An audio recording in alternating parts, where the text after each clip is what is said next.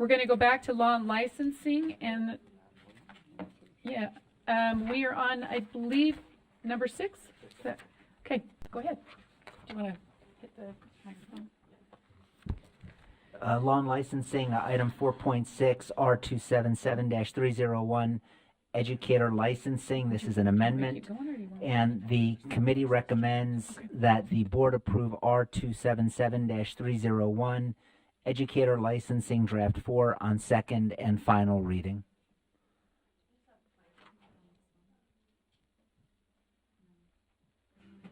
Question? Just a point of information. So as I look through this, there are like there's 2 April committee drafts, 3 and 4. And then clearly this is ping-ponged. But why do we have 2 committee drafts? Can I understand that better?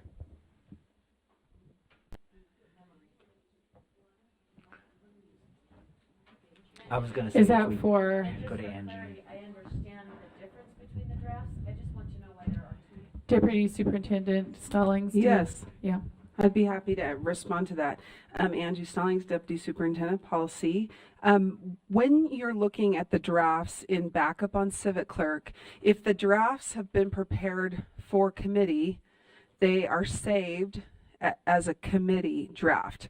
And then when there are different drafts that are being prepared for when they come to the board, those will have board in the saved title. It's just how we save it in the document. So if there is a draft that goes to committee, for example, and no changes are ever made, you'll still only see one committee draft that's there in backup because there were no changes made to that draft. So you could have 5 committee drafts and 1 board. You could have 5 board and 1 committee. It just depends on the drafts were prepared for committee or the drafts were prepared for the board's consideration. Hopefully that makes sense. And so whenever the committee makes changes and adopts them in committee and then they come out, that version that comes out of committee is going to have the title board. It's how we just save it in our drives. May I follow up? Yes. Okay, so to that end, there's 2 committee drafts for April, and there's no board draft, but I don't see and as I'm recollecting, I recollect the Finance Committee, the staff prepared 4 different drafts for us to choose from. That doesn't seem to be the case here, and so I'm wondering why we entertained 3 and 4. There were no amendments in committee. So draft 4 was prepared for committee, but nobody made amendments. And so the committee just passed a draft that was prepared for them, and now it's up for your consideration. So there were no additional drafts that were prepared between the day of the committee meeting and today. There were no new drafts. The committee adopted a draft that had been prepared for them. Okay, so then could I query Member Curie? Absolutely. Why did you reject draft 3 as a committee?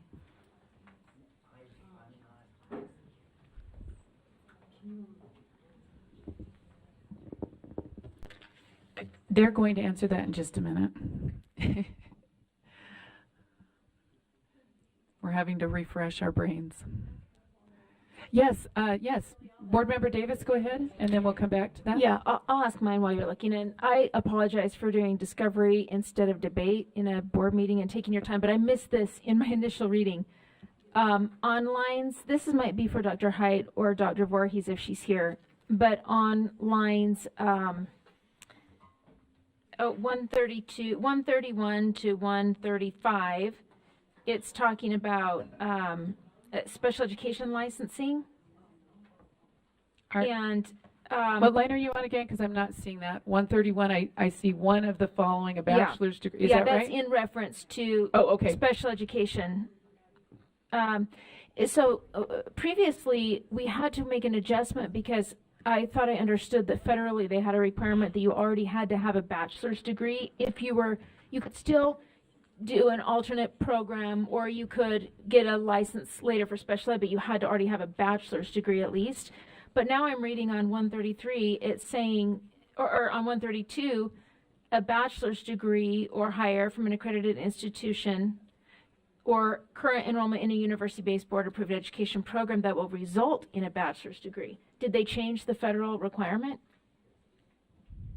Can you hit the microphone? Yes, thank you. Malia Hyde, Executive Coordinator of Educator Licensing. So the federal requirement was not changed. If you continue on into the rule, looking at starting with line 159, we have some exceptions for special education, preschool special education, deaf ed, audiology, SLP, and SLT, that they should, in line 173, a bachelor's degree is required. And so federally, those are the only ones where a bachelor's degree is required. Correct. Not just to teach Elementary school, for Like- example. resource. Well, resources special ed. But it's not listed in, special ed K through 12. Yeah. Then it seems confusing, the line up above. So all license areas, a minimum requirement is a bachelor's degree or enrollment in a program, but for those related to special education, the bachelor's is required and that requirement may not be met by being enrolled in a program. You must have an earned bachelor's degree. Okay, so just quick follow-up. So line 121, the superintendent may not extend an associate license with license area in special education or related. Okay, I think I see, it's a preclusion Correct. in 120 to 123, but then it's a little confusing because it sounds like the next things actually are still referring to special ed, but I'll let it go. I It's thank just you the for clarifying. organization of the rule. Okay, all right, we got that clarified, right? Okay. Board Member Carey, did you have an answer for us? Would you hit his thing? Yeah, that'd be great. Thank you. Yeah, this is to Board Member Bogus's query. And it's my understanding that the reason that line draft 3 was rejected was that the board, the Law and Licensing Committee, thought that lines 67 through 72, lines 292 through 295, and line 306 could be in conflict with state law. And that's why those were taken out, and draft 4 was the one that came out of committee. Thank you. Okay, all right. The motion before the board is that yeah, go ahead. I do Board have, Member Carey? yeah, I do have one question for Dr. Height, and that is lines 23 and 24 on draft 4.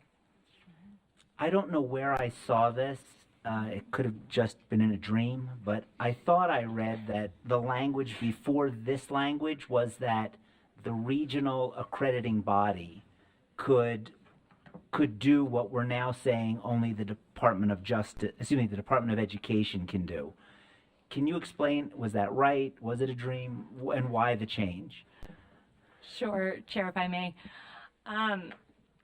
The difference is that a regional accrediting body like the Northwest Accreditation of States is now the term regional accreditor is an antiquated term. It was sunset in 2017, and so we're catching up our language to state that they must be an accredited body, and the U.S. Department of Education is who regulates who is and is not an accreditor.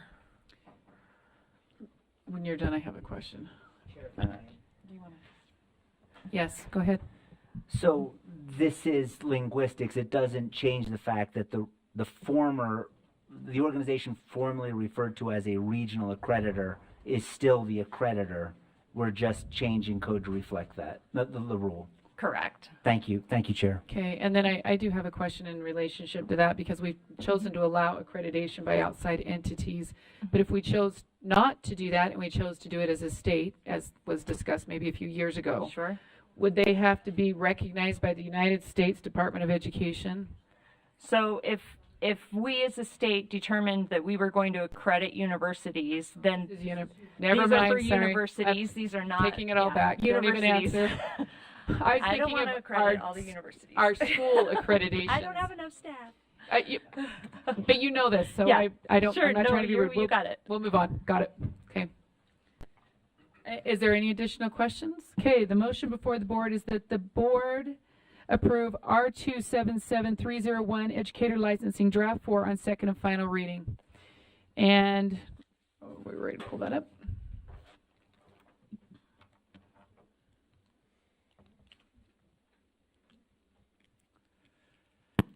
Okay, go ahead and Klein is a vote. no. Board Member Klein? I'm a no.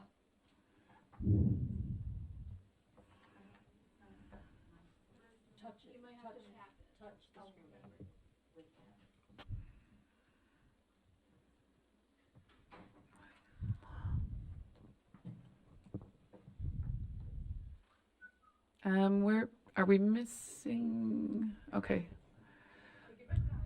You certainly are, and we're still missing someone else we're missing. I don't know who. We should have 14. Oh, we only have 13 people? Member Straight, could you vote? Just push it harder this time. Okay, the vote is final, and that passes. The no votes are, shoot. Who do we have? Board Member Green, Board Member Klein, and Board Member Bogus. Okay, go ahead. Do you want to turn his microphone back on? Thank you. This is item 4.7 from Law and Licensing, R277-115, Local Education Agency, Supervision and Monitoring Requirements of Third-Party Providers and Contracts. And the recommended action for the board is, the committee recommends that the board approve R277-115, Local Education Agency, Supervision and Monitoring Requirements of Third-Party Providers and Contracts, Draft 2 on second and final reading. Okay, is there any discussion? Okay, the motion before the board is that the board approve R277115, Local Education Agency Supervision and Monitoring Requirements of Third-Party Providers and Contracts, Draft 2 on second and final reading. And I would have. I'm sorry, Board Member Klein, did you have something? Yes, I would just speak against this. I'm concerned that this is putting LEAs in a position to, it looks to me like they are ceding their responsibility, like a local board is ceding their power to outside third-party entities, and their job is going to become simply a compliance arm while they outsource what districts have traditionally done. Okay. Am I reading that wrong? I mean, think it's the other way around, but I can let someone from the committee speak to that, and maybe they could answer that question. Vice Chair Hart? So, I can go into detail, but basically, it used to be, prior to this, what we're recommending, it used to be that all of that was outsourced to the third party. What this does is bring back the enrollment and the accountability for the student to the LEA rather than outsource that to the third party. So this brings that piece back to the LEA. Do you have an additional question, Board Member Klein? So it's making the LEA accountable and responsible for what third-party providers do? Is that what you're saying? That's correct. If a third party, it is allowed to work with a third party and write a contract, but the LEA cannot cede its responsibility for the student to a third party in its entirety. I guess I'm not sure how that is supposed to actually play out. What does that look like? How is a district supposed to monitor all of that and hold a third party, first off, oversee and even be able to discover, let alone hold them or enforce anything on the third party? Well, that would be Is part it of, just a matter of canceling a contract? it could be, holding them accountable, with the contract and putting in the contract how you would like that, what you would like that accountability to look like. Previously, the LEA, the third-party vendor enrolled the students. This makes it so the LEA has to enroll the students instead of just sending them on their way to the third party. So now the LEA is enrolling them, which means that all of that additional, the student is on their, in their LEA, then all of the same things that we would do with otherwise enrolled students would apply to third-party students who the third-party vendor provided services for. Okay, so we're talking like a MyTech High kind of situation. So these homeschoolers that use MyTech High will now be enrolled in public education. So you have They've hit, always And they been, won't fall just to, under all of the regulations of public schooling. so Board Member Klein, if you've enrolled with Public High, with MyTech High, you are a public school student. So just to clarify, that's been the case for a number of years. If you're a homeschool student, you're a homeschool student. If you choose to take the money and sign up, you know that you're signed up through not Twill anymore, but maybe Provo, or I don't know. There's a variety of them. Nebo. Yeah, Nebo. So just to clarify, they're not homeschool students. They're public school students. Okay, just wanted to be sure that that was clear on the public record. Yep. Okay. Any other questions? Okay. The motion before the board is that the board. Member Klein covered what I was Okay. gonna ask. Oh. I do have another, has anybody talked, is this a request from the field? Is this what districts are asking for? I think it's How do trying they to. feel about it? I'm not. I think that's just trying to create clarification, especially with the move with Twill last year and some other things. So just some clarification. And all right. Have we gotten any feedback? Okay, not board. Are they okay taking on this responsibility? Deputy Superintendent Stallings is gonna respond. I was just going to quickly add that this rule was up for its 5-year review. It needs to be continued this month. So that's partially why it came before law and licensing and before you today, is because of the 5-year review.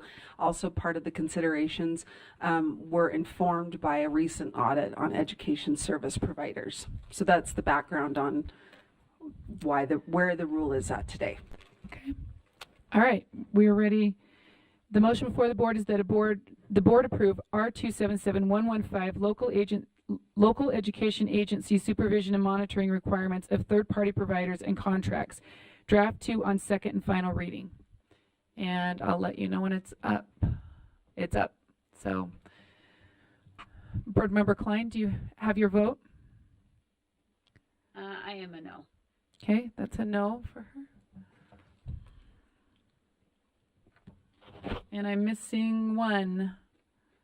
2? Okay, here we go. We've got 11 in favor, and so that passes. I have Board Member Green's a no, Board Member Klein's a no, and Board Member Bogus is an abstention. Okay, Board Member Carey. You can turn his mic on. Thank you, Vice Chair Earl. This is item 4.8, R277323, Public Educator Evaluation. The recommended action for the board is that the committee recommends that the board approve R277-323, Public Educator Evaluation, Draft 2, on second and final reading. Okay, do I have any comments to this particular item? Yes, Board Vice Chair Hart.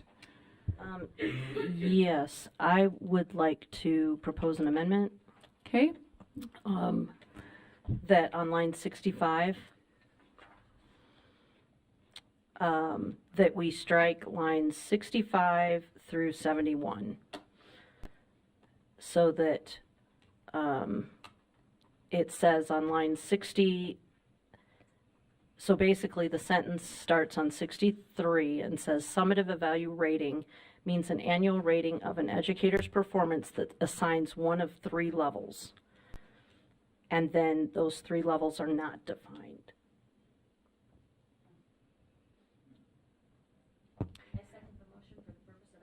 Okay, Board Member Bogus has a second to that motion, and would you like to speak to it, please? Yes, Well, yeah, we're going to let her And I speak might to her answer motion, and then we're I going mean, to I come might right to answer you, it in Board my Member comments. Bogus. So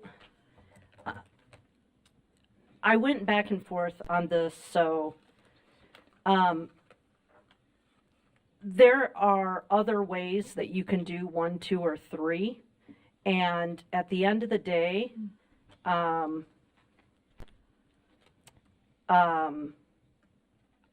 I just don't think it's absolutely necessary, since we're not reporting to the state level, that those are defined in rule.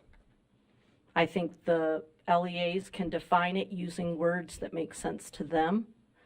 I don't think it adds anything to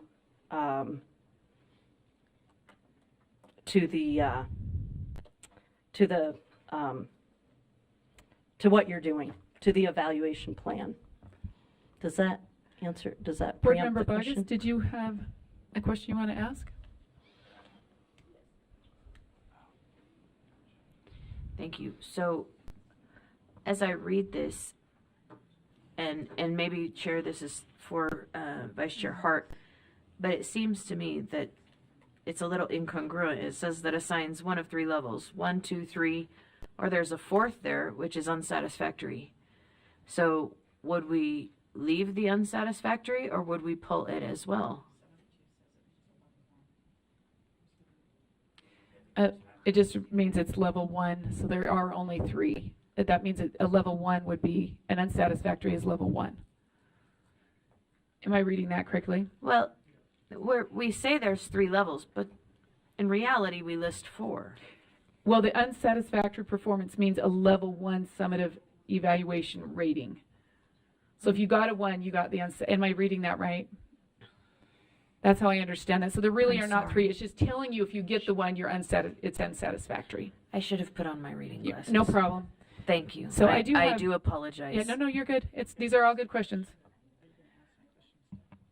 Yes. Is there anything that in law that requires us to have the language that's in 1, 2, and 3? Staff. I don't know who. No, there's not. Okay. No, there's not. And I would actually, I'm going to speak in favor of this. And the reason why is because there's other mechanisms for measurement, including there's student surveys or feedback in that kind of a loop. So unless I'm not seeing it there, but there could be that kind of a thing added. So it does allow that flexibility. Did you want to? No, you're saying? No, I just said that it could be other measurement tools. Okay.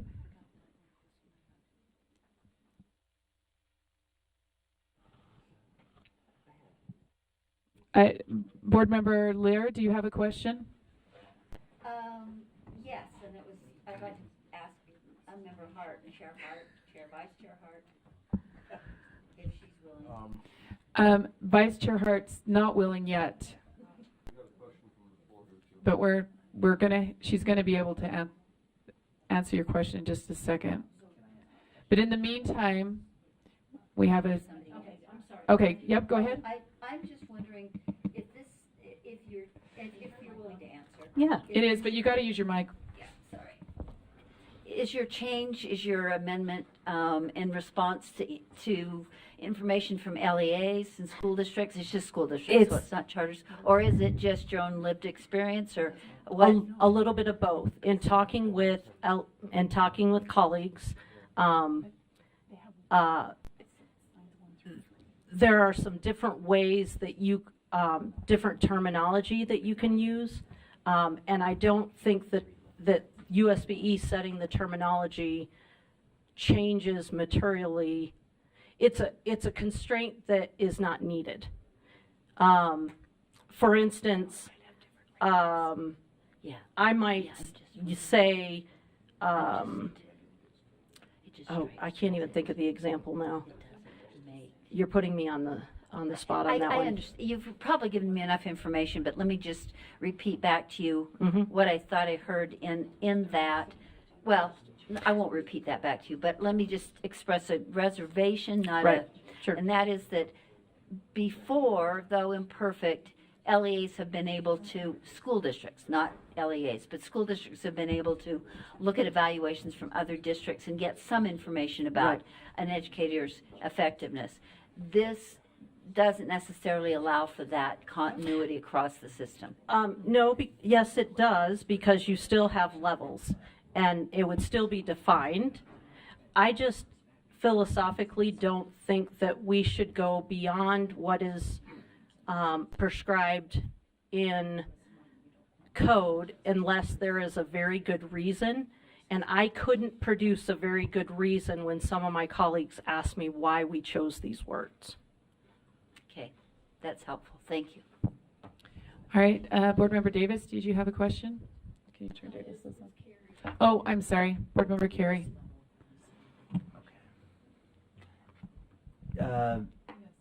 Yes, I just have I guess a question, and maybe I can direct it, maybe not to the superintendent, but to staff.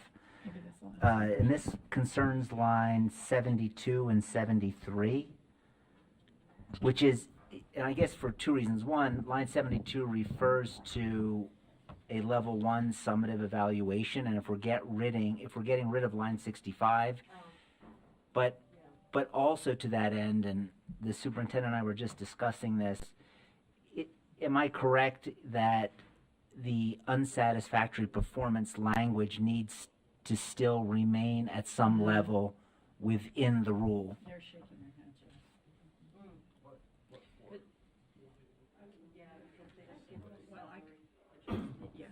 What's the significance of salary? There's also supports within the rule if you're unsatisfactory. What other things flow from unsatisfactory? Julie, do you want to come up here on that? We were going to say because there will still be a level 1. It just it'll be whatever the LEA defines it at. That language probably still works. You could change that to the lowest level rating if you felt that would be more clear. Do you want to explain the consequences of the unsatisfactory performance for them?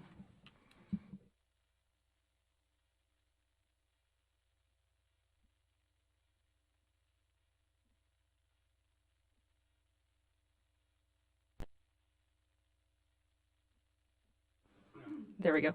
Julie Lundell, specialist over teacher evaluation. We do have other legislation that requires us to be able to designate someone as being at the lowest level. And so needing to have an unsatisfactory or lowest level is required related to other code. So whatever verbiage is decided on needs to make sure that it allows for that. Yes. Yes, you may Oh, have a sorry. follow-up question. So, Director Rasmussen, in your opinion, can we leave the language in line 72 and 73 as is? Yes. Okay, thank you. Thank you, Vice Yep. Chair. No problem. Do we have any other Cindy Davis lights on? We do. And we're just going to wait for her to get back to her seat. And she's almost there. Yep. Oh, Board Member Davis, your light's on. No, that's okay. Could someone turn her mic on? Thank you. If this is just an amendment, okay. On line 64, I move that we add the words. Well, I'm amending the amendment. I move that, and I think it's friendly, but you can speak to that. If it's then let's see if there's an objection and just put it in. The end of line 64, it would read, well, starting in 63, summative evaluation rating means an annual rating of an educator's performance that assigns one of 3 levels, and then my amendment would be to add in that may be defined as, and then the next suggested levels of language, but that keeps 72, however the LEA decides to word it, unsatisfactory performance would still equate to a level 1 summative evaluation rating. Then it gives a bit of flexibility. Okay, is there any objection to that? There's some, It changes the labels to a definition instead of a label. So lines 65 through 71. Board Member Davis, would you mind articulating that in a way that, yeah, so do we have it up on the board?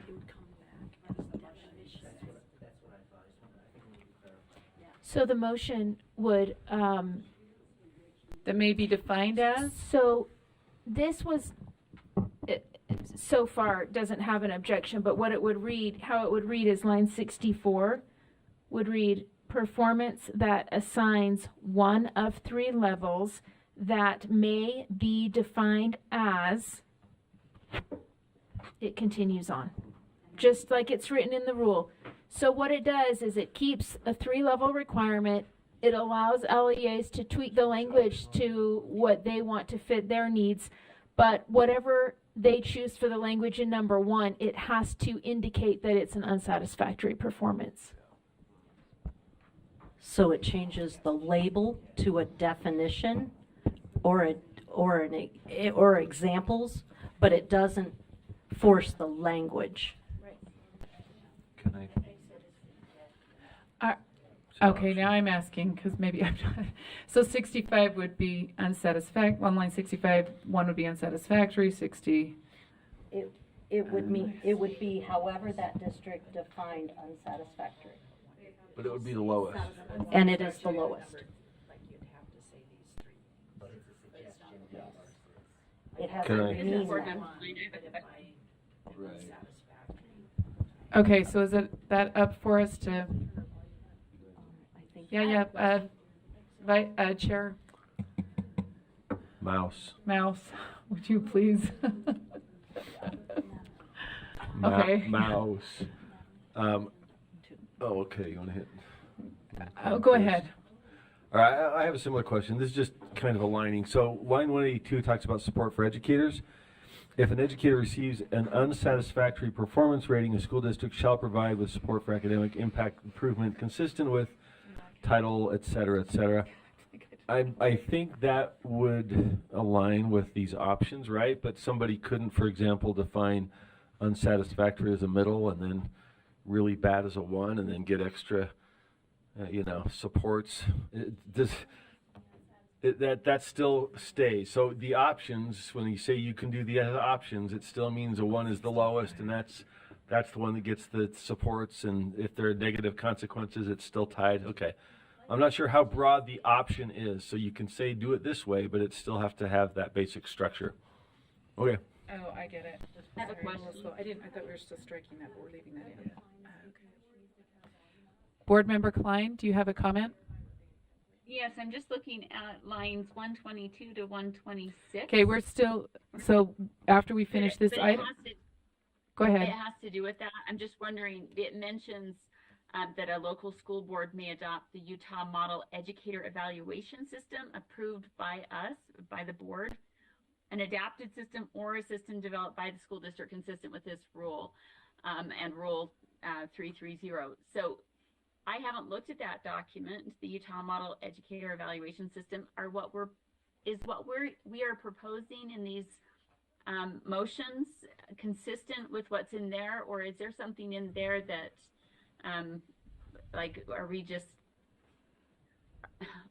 are we remaking something that's already been set up in our model educator evaluation system?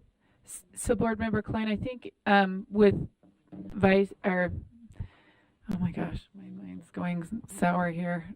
Board Member Davis's motion would be to strike or to leave in the lines, but just suggest that they can use the language as may. Maybe I'm not understanding. Do we have levels listed in the model educator evaluation system? Okay. Right. Okay. And let's, who wants to answer that? Director Thronson, is that you? Or Julie, do you want to answer Julie, that? answer that one. I have Okay. a different question. Okay. No, the proposal would not mess up a proposed model evaluation system. We're directed in code to have a model, and we have a model that's been in place for probably 10 or 15 years. And after this rule is passed, there would be another model developed that aligns with this rule once you've made that decision. But this would not change that outcome. So if I'm understanding you, that when this rule gets passed, that the alignment would take place to make sure it aligns with the rule. Okay, That's correct. thank you. Board Member Carey, did you have a question or comment? I do. Yeah, just to, if I may direct this to staff. Yes, please. So my question is, the next item on our agenda is the repeal of R277531 public educator evaluation requirements. Are we repealing that, assuming the successful passage of this rule, because that's where the alignment would then take place? Go ahead and turn it on. Sorry, Julie. That's kind of rhetorical, but Yes, that is correct. okay. So, yeah. Thank you. Thank you. All right. So I think the motion before the board, we have an amendment. I believe the amendment, someone help me if I'm off on this, is that that the board, to amend the to amend the motion by adding the following to the end of the language on line 64, that in the language is that may be defined as, and then to keep lines 65 through 71. Okay, I think that's our motion, and I don't see any other lights, so we're, Director Thronson, did you have something? I'm sorry. About the intent. So if you take out the language to make it a may, somebody could, for example, a level 3, you would not actually have to have student academic growth as part of the criteria. By us saying it could be described this way, but you can do whatever you want for level 1, 2, and 3. Is that the intent? Because I could see that being done. If I'm understanding this correctly, it's to allow flexibility, so yes. This is where, as staff, I just want to make sure I understand what the intent is. Will you ask it one more time, and we're just going to check with this. Yeah, so is the sponsor of intent this to amendment. say they don't need to call it 1, 2, or 3, or is the intent that the definitions of 1, 2, and 3 don't hold?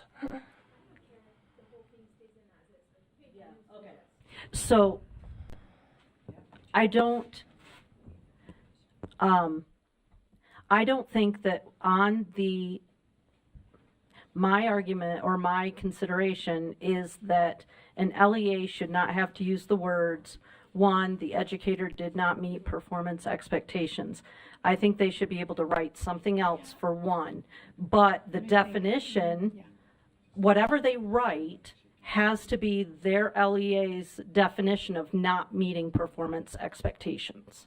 So that the definition So of it has whatever to they meet the definition. it has to meet the Okay. definition. It just doesn't have to use those exact words. Love it. I just want to make sure as staff, because I would have been like, well, they can do whatever they want now. Yeah, no. But you just want to be able to say, level 1, they didn't meet their performance expectations, but they can express that in their own Yes. way.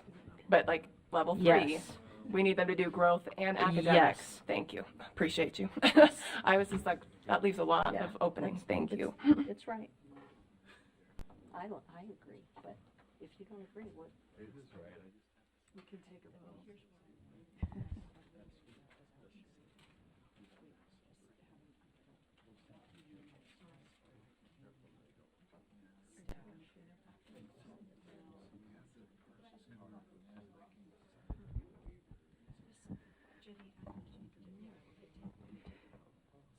Okay, what do we call this? A point of, we have just a point of order. We're going to take just a quick raise your hand, because we will probably pick up some dinner tonight. I'm guessing we won't be done. If you're interested in pizza, there's 2 options, pizza and maybe more of a barbecue chicken, beans, coleslaw, that kind of thing. If you want pizza, raise your hand. Oh, come on. Okay, and we're not doing both. We're going to do one of them. Okay, those would prefer the barbecue, raise your hand. Okay, I think we're doing barbecue night. All right, thanks for the little interruption there. We just have to pre-order for this evening, so okay. I don't know where we're at now. Oh. Okay, we're ready for Board Member Davis's motion, which is to amend the. Okay, it was friendly. We had no objection. Sorry, I got sidetracked by barbecue or something. I don't know. Sorry, I object. Okay, objection. So we will take that vote, adding the language in. Okay, so we will take this as an amendment to the motion, amendment to the amendment, right? Okay, so the amendment before the board is that the board amend to amend the motion by adding the following to the end of the language on line 64 that may be defined as, and then also keeping lines 65 through 71 in the document. And we'll have this up for vote. Member Klein is a no. Okay, Board Member Klein's a no.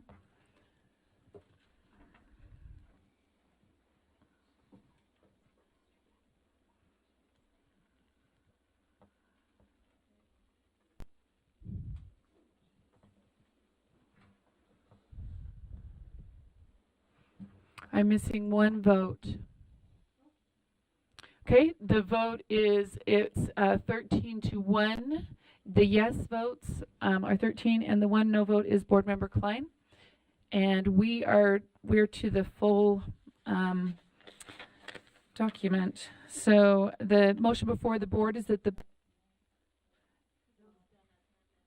Oh, well, okay, that was an amendment to the amendment. You're right. And so we've got to actually vote on the amendment now. The amendment before the board is the same thing, right?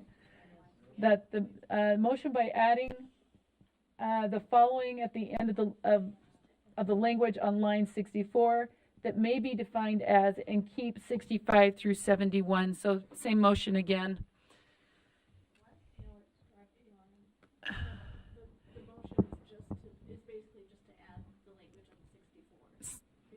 So our motion, okay, the motion is to add the language on 64.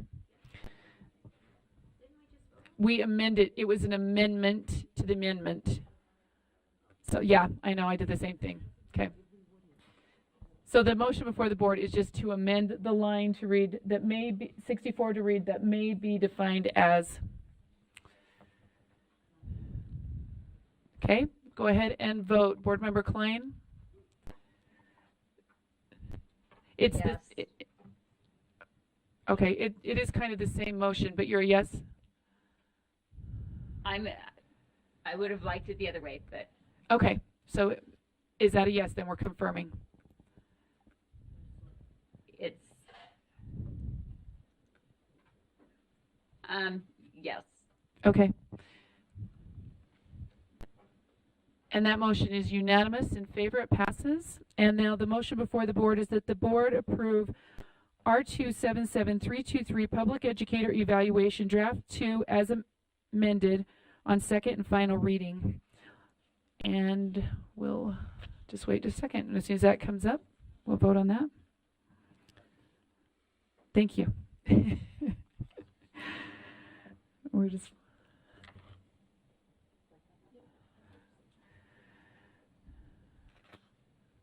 We're waiting for it to come Member up. Klein is a no. Okay. We're just waiting for that to come up. Okay, go ahead and vote. And Board Member Klein indicated she's a no.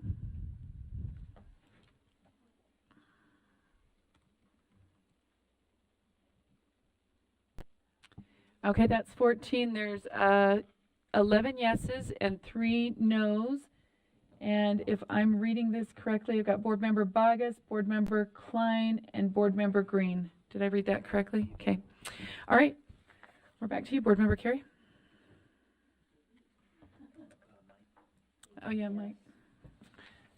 Thank you, Vice Chair Earl. This is law and licensing item 4.9, R277-531, public educator evaluation requirements for repeal. And the motion for the board is the committee recommends that the board repeal R277-531, public educator evaluation requirements on second and final reading. Okay, the motion before, do I have any comments to that? All right, the motion before the board is that the board repeal R277531, public education evaluation requirements on second and final reading. And as soon as we have that motion up, you can vote. Member Klein is a no. Okay, thank you.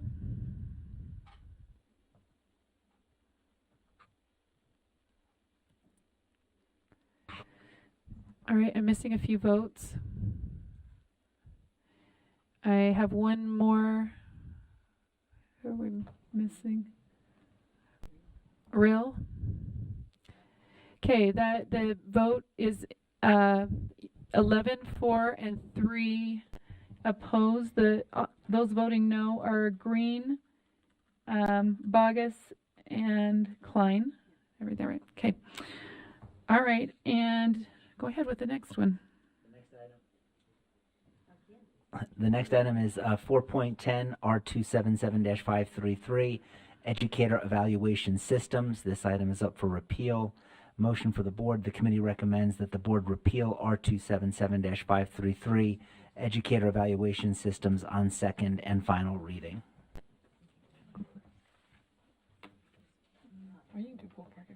Okay, I don't see, oh, I do see comment. Board Member Bogus, did you have a question or a? I do. I'm just wondering why all the repeals are after all of the things. Shouldn't we repeal before we? Then you wouldn't do have anything something in else? place. I think you have to put something in place and then repeal. Well, that seems like we're putting the cart before the horse. Okay. I can check and confirm that, right? Is that, the question is if we, so you've got to put something in place and then repeal. Okay, so that would be the order instead of the other way around where you would repeal something and have nothing there, and then, because then if you didn't vote for the other item, you would have nothing. Does that make sense?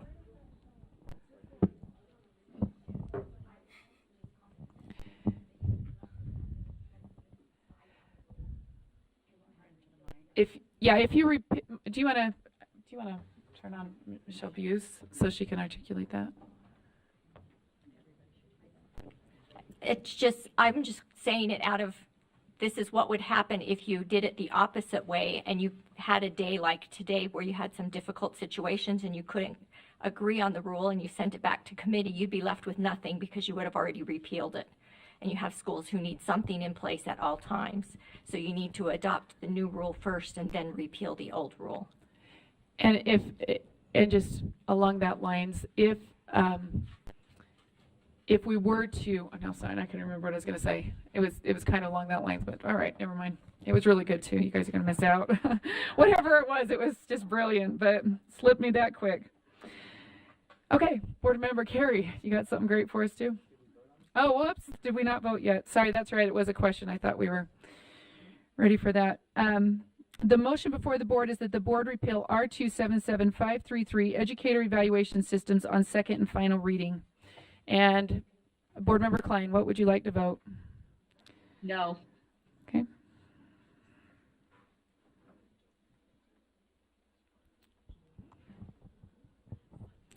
I'm waiting for a few people, maybe 7 people. We're missing, okay, I'm still missing one more. Well, one, Sarah's gone. Okay, there we go. We've got our numbers. So 11 in favor and 2 opposed. The opposition comes from Klein and Bogus. Those don't stay in the same order, so it's like I'm wondering who it is. Okay, all right, Okay, we're ready. this is item 411, and this is Utah Adult Education Policy and Procedures Guide, incorporated by reference in R277-733. The committee recommends that the board approve the Utah Adult Education Policy and Procedures Guide, Draft 1. Okay, any comments to that? All right, the motion before the board is that the board approve the Utah Adult Education Policy and Procedures Guide, Draft 1. And we'll take that vote as soon as it comes up. The votes before us, Board Member Klein.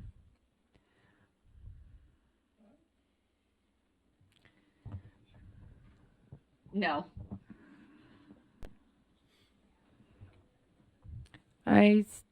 Need 2 more votes. She's right there. Okay. Okay, so the vote is 13 yeses and 1 no, maybe? Board Member Klein is a no on that one, so that one passes. Go ahead. Mike?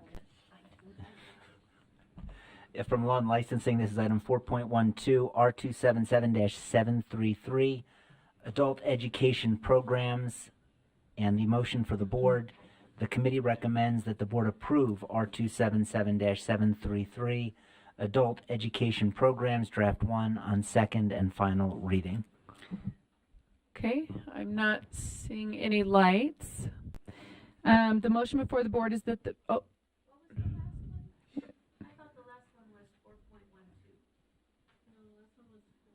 so the last item was 4.11. This one's 4.12.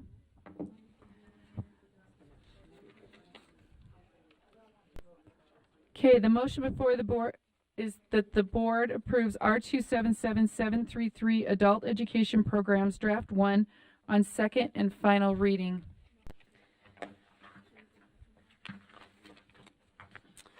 Okay, and we're ready. We're ready for the vote. Board Member Klein? I'm a no. Okay. I'm missing 3 votes.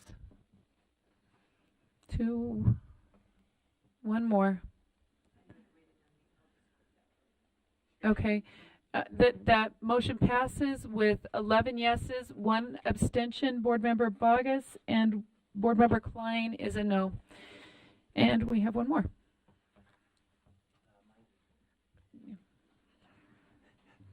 So this is the final item from Law and Licensing, 4.13, R277-929, State Council on Military Children. And the motion for the board, the committee recommends that the board approve R277-929, State Council on Military Children, Draft 1 on second and final reading.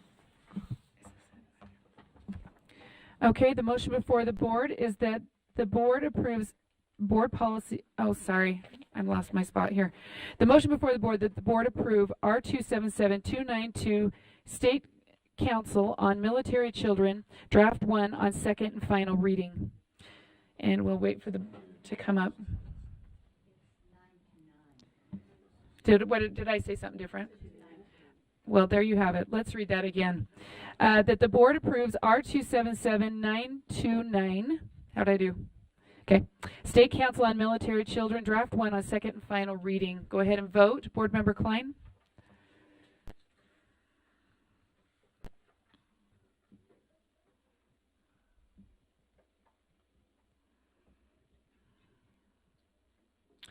No. And I'm missing 1. Okay, there we go. So that passes with 12 yeses and 1 no. Board Member Klein is the no. And that completes law and licensing. We're doing great here. What? That's it? Okay. All right.